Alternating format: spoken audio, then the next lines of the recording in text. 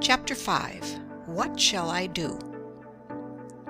No man ever made an ill figure who understood his own talents, nor a good one who mistook them. Swett. Blessed is he who has found his work. Let him ask no other blessing. Carlyle. Whatever you are by nature, keep to it. Never desert your line of talent. Be what nature intended you for, and you will succeed. Be anything else, and you will be 10,000 times worse than nothing. Sydney Smith. He who is false to present duty breaks a thread in the loom, and will find the flaw when he may have forgotten its cause. Beecher. I am glad to think I am not bound to make the world go round, but only to discover and to do, with cheerful heart, the work that God appoints. Jean Ingelow. Do that which is assigned you, says Emerson, and you cannot hope too much or dare too much. There is at this moment for you an utterance brave and grand as that of the colossal chisel of Phidias, or trowel of the Egyptians, or the pen of Moses or Dante, but different from all these.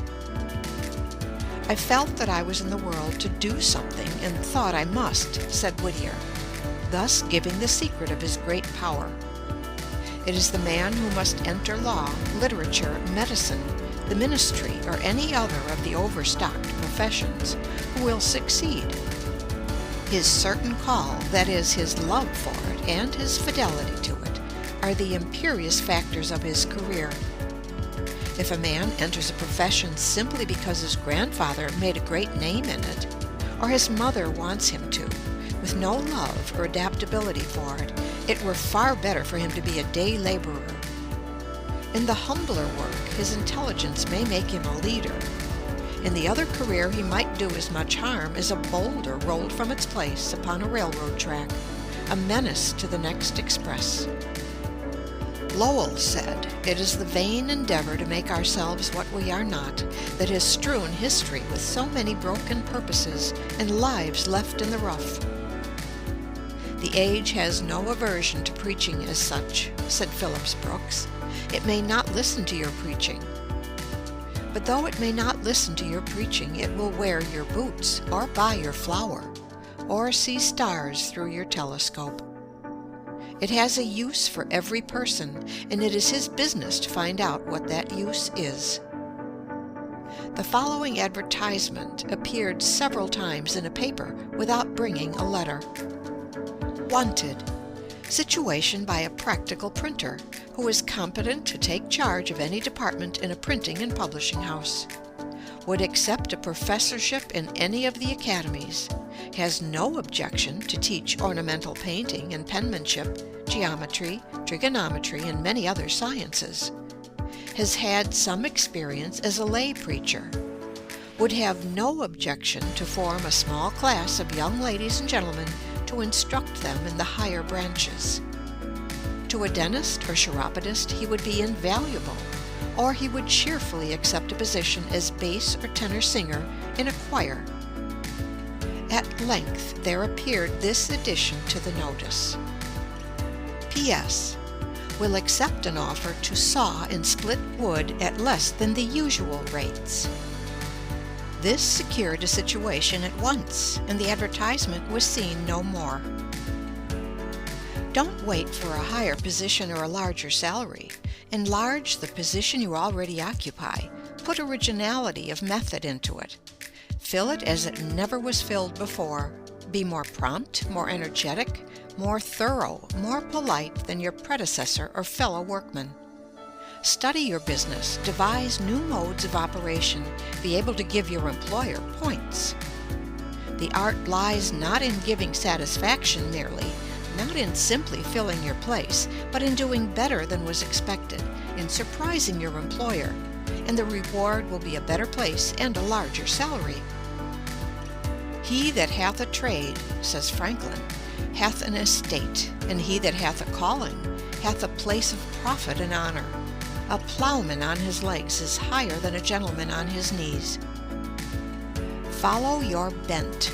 You cannot long fight successfully against your aspirations.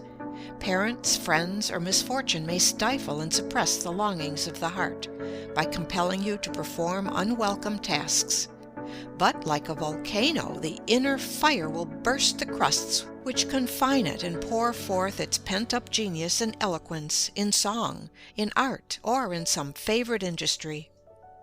Beware of a talent which you cannot hope to practice in perfection.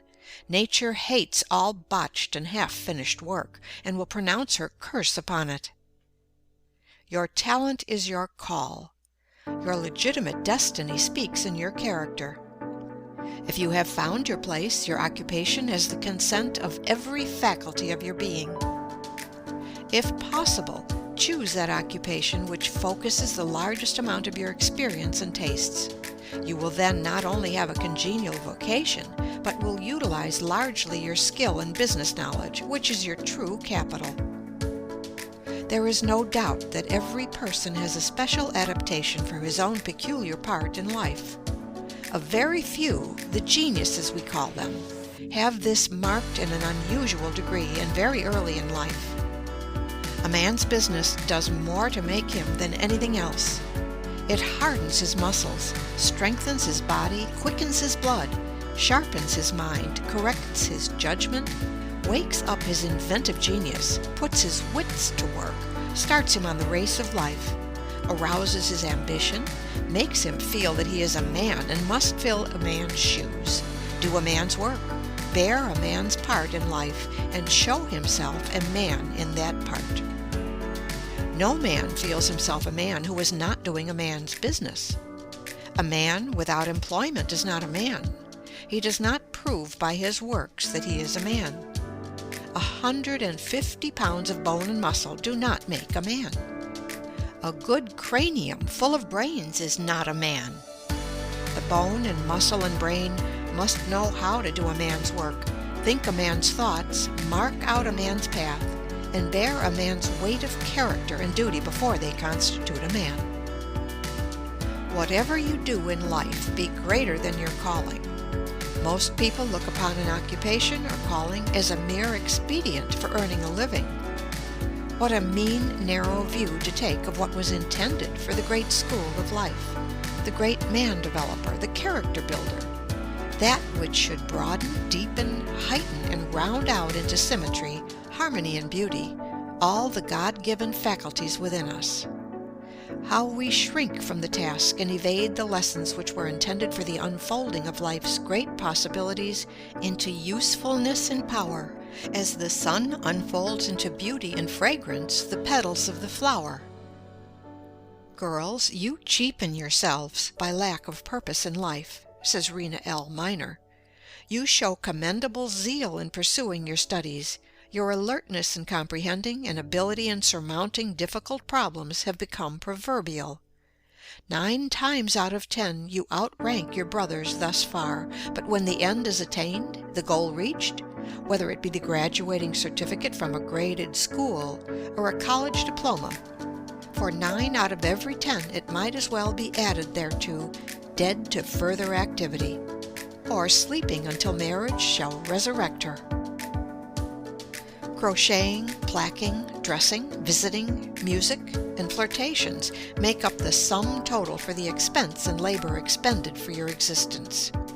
If forced to earn your support, you are content to stand behind a counter or teach school term after term in the same grade, while the young men who graduated with you walk up the grades as up a ladder to professorship and good salary, from which they swing off into law, physics, or perhaps the legislative firmament, leaving difficulties and obstacles like nebula in their wake. You girls, satisfied with mediocrity, have an eye mainly for the main chance, marriage. If you marry wealthy, which is marrying well according to the modern popular idea, you dress more elegantly, cultivate more fashionable society, leave your thinking for your husband and your minister to do for you, and become in the economy of life but a sentient non-entity. If you are true to the grand passion and accept with it poverty, you bake, brew, scrub, spank the children, and talk with your neighbor over the back fence for recreation. spending the years literally like the horse in a treadmill, all for the lack of a purpose. A purpose sufficiently potent to convert the latent talent into a gem of living beauty, a creative force which makes all adjuncts secondary, like planets to their central sun. Choose some one course or calling and master it in all its details. Sleep by it, swear by it, work for it, and if marriage crowns you, it can but add new glory to your labor. Dr. Hall says that the world has urgent need of girls who are mother's right hand, girls who can cuddle the little ones next best to mama, and smooth out the tangles in the domestic skein when things get twisted, girls whom father takes comfort in for something better than beauty, and the big brothers are proud of for something that outranks the ability to dance or shine in society. Next, we want girls of sense. Girls who have a standard of their own regardless of conventionalities, and are independent enough to live up to it. Girls who simply won't wear a trailing dress on the street to gather up microbes and all sorts of defilement. Girls who don't wear a high hat to the theater or lacerate their feet with high heels and endanger their health with corsets. Girls who will wear what is pretty and becoming and snap their fingers at the dictates of fashion when fashion is horrid and silly.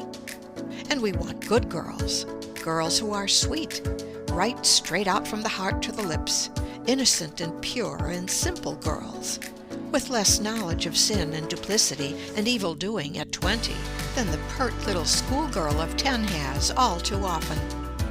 And we want careful girls and prudent girls who think enough of the generous father who toils to maintain them in comfort, and of the gentle mother who denies herself much that they may have so many pretty things, to count the cost and draw the line between the essentials and non-essentials. Girls who strive to save and not to spend. Girls who are unselfish and eager to be a joy and a comfort in the home, rather than an expense and a useless burden. We want girls with hearts, girls who are full of tenderness and sympathy, with tears that flow for other people's ills, and smiles that light outward their own beautiful thoughts. We have lots of clever girls and brilliant girls and witty girls. Give us a consignment of jolly girls, warm-hearted and impulsive girls, kind and entertaining to their own folks, and with little desire to shine in the garish world. With a few such girls scattered around, life would freshen up for all of us as the weather does under the spell of summer showers. End of Chapter 5. Recording by Pamela Krantz.